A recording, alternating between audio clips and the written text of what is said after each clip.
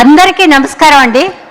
నా ముందున్న చిన్నవాళ్ళకి, నాకంటే ఎవరన్నా పెద్దవాళ్ళు ఉంటే వాళ్ళకి అందరికీ నా హృదయపూర్వక నమస్కారాలు.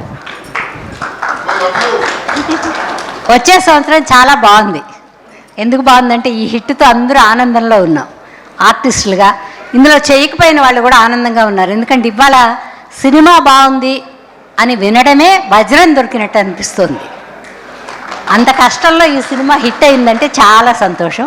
మా ప్రొడ్యూసర్స్కి బోల్డ్ అంత డబ్బు రావాలి, మా డైరెక్టర్ గారికి బోల్డ్ అన్ని సినిమాలు రావాలి, అందరూ ఆర్టిస్టులు బిజీగా ఉండాలి, వీళ్ళందరూ సినిమాల్లో చేస్తా అని కోరుకుంటూ, అందరికంటే ముందు ప్రేక్షకులకి చాలా చాలా చాలా చాలా థ్యాంక్స్ అండి.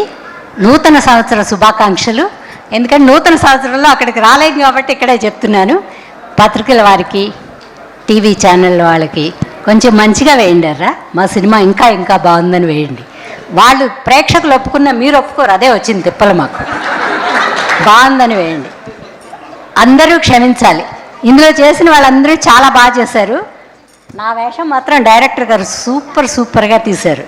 తర్వాత ఏమీ కాంప్రమైజే లేదు. విగ్గు పెట్టుకుంటారండి అన్న, వద్దమ్మా అన్నారు. ఆయన వద్దంటున్నారు, మనం పెట్టుకుంటే బాగుండదేమో, బాగా తీయరేమో అని లేకుండా చేశారు.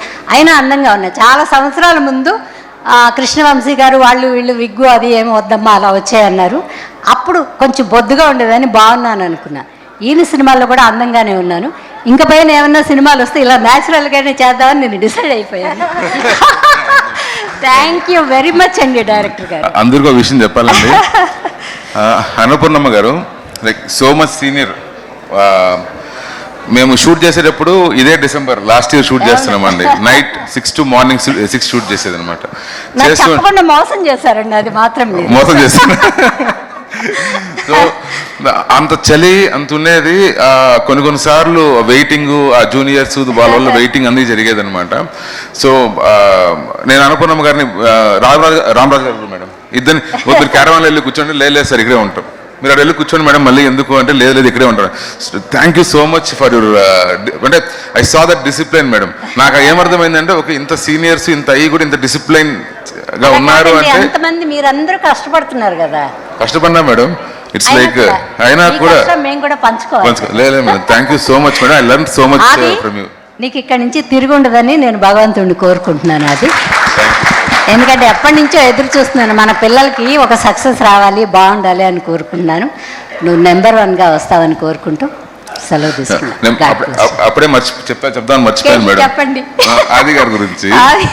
నేను ఫస్ట్ ప్రెస్ మీట్ అయిన తర్వాత మధ్యలో ఇంటర్వ్యూలో ఎప్పుడో కొంతమంది అడిగారు అనమాట, ఆది గారి క్యారెక్టర్ ఎట్లుంటుంది అది ఇదని అడుగుతుంటే నేను వాళ్ళకి చెప్పాను, ఆది గారి క్యారెక్టర్ ఇంతవరకు మీరు చూడనట్టు విధంగా ఉంటుంది, పర్ఫార్మెన్స్ కానీ ఏదన్నా. ఒకవేళ కాకపోతే మీరు నాకు ఫోన్ చేసి చెప్పండి సార్, లేదని చెప్పి ఉంటే చెప్పానంటే నాకు నిన్న కాల్ వచ్చింది.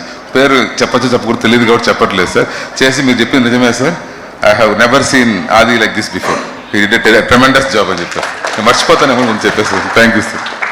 అందరికీ నమస్కారం అండి. అందరికీ నమస్కారం. థ్యాంక్ యూ అమ్మా. Thank you.